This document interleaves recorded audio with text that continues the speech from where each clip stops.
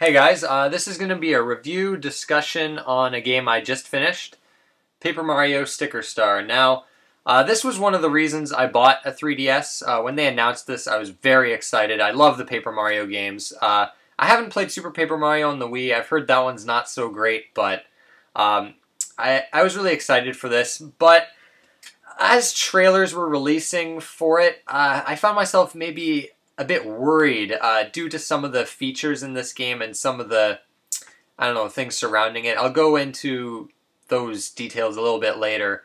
But I will say I greatly enjoyed the game. It was surprisingly good, and I'm glad I ended up buying it.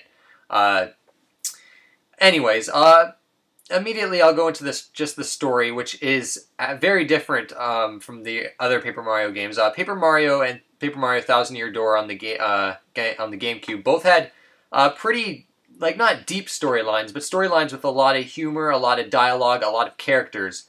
This game, it's just Mario. Of course, you have this companion that comes with you, but you know, that your companion doesn't really speak much. It's basically a solo affair in this game.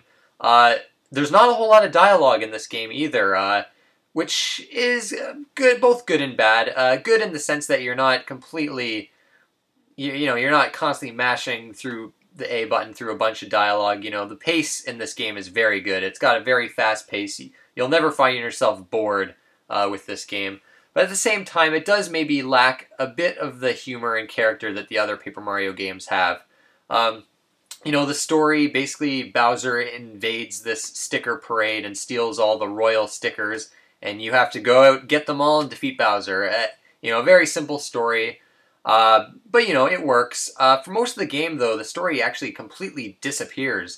There's a lot of events that happen in the beginning of the game and the ending of the game, but in the entire middle section, it's basically no dialogue, no characters, just, going through the levels. But yeah, story, not much here, but, that's okay. The big deal with this game, the main mechanic of this game is stickers. Stickers, you collect them throughout the environments, you use them to battle. Basically, everything in this game revolves around stickers. And that's what makes this game so unique, but at the same time, it causes some frustrations. The battle system, I'd say, is probably most similar to the original Paper Mario. It's nowhere near as complex as the Thousand Year Doors battle system with the whole crowd system. The timed button presses are still here, so when you use, say, a jump sticker, you can basically press A as you're about to jump on the enemy and you'll do bonus damage. So all the stickers kind of work like that. They have their own kind of timed events, and that's all good and fun. However, all your stickers are one-use items, meaning you use your sticker to attack, and then it's gone for good. There's a bunch of different stickers throughout the environment, so I never ran out of stickers, but you could potentially be in a battle, run out of stickers, and then be fucked, and you have to basically run away. And basically, the battles, when you win battles, you get coins and sometimes stickers, and that's it. The big thing with this game compared to the other Paper Mario games is that there's no experience. You don't level up. You don't wear equipment in this game. You don't get stronger. The only kind of upgrade you get are health upgrades that you can find in the environments that increase your health by 5. Coins are what you want to be going after in this game. They allow you to buy stickers at shops and a few other things.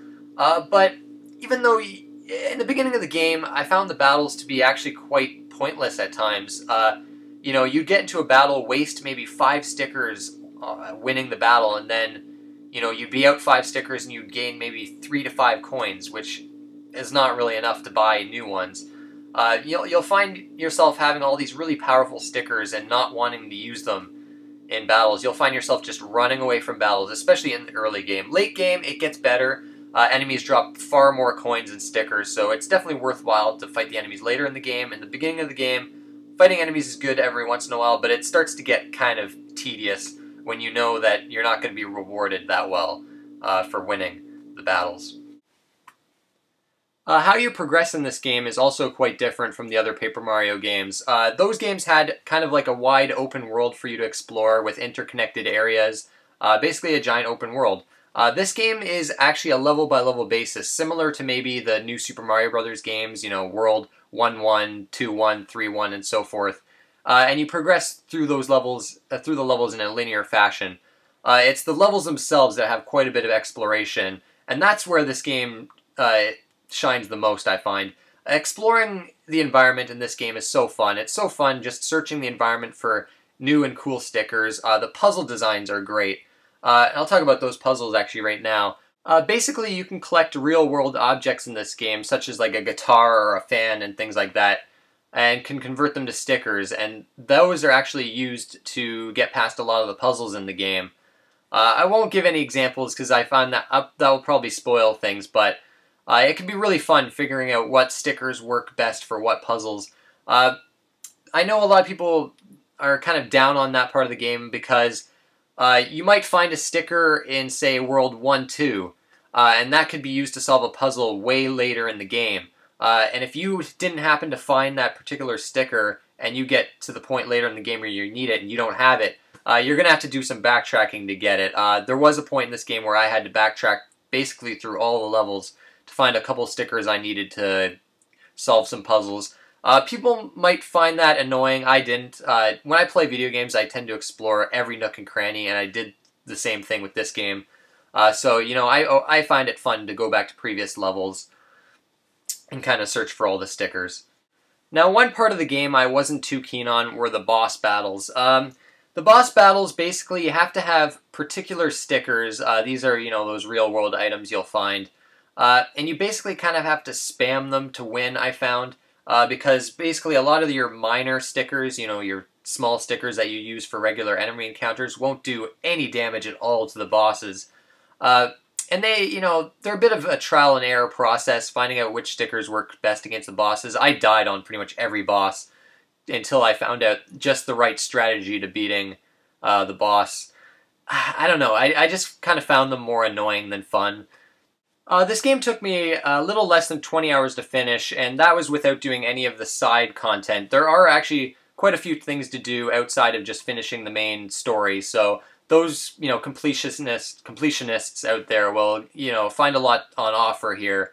The soundtrack is very good. A lot of great songs, a lot of returning songs from other Mario games remixed. That's all good. Nothing particularly memorable, but all in all, definitely a great soundtrack.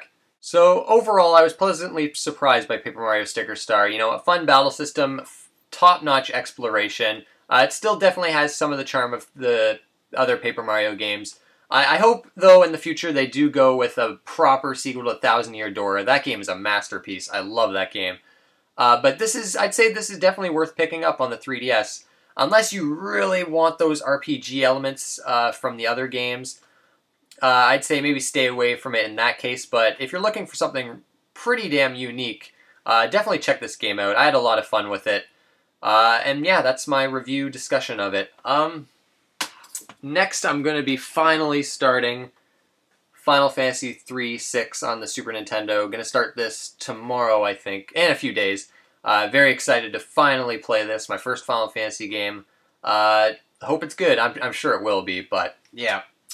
So that's it, guys. Thank you guys for watching, and I'll see you next time.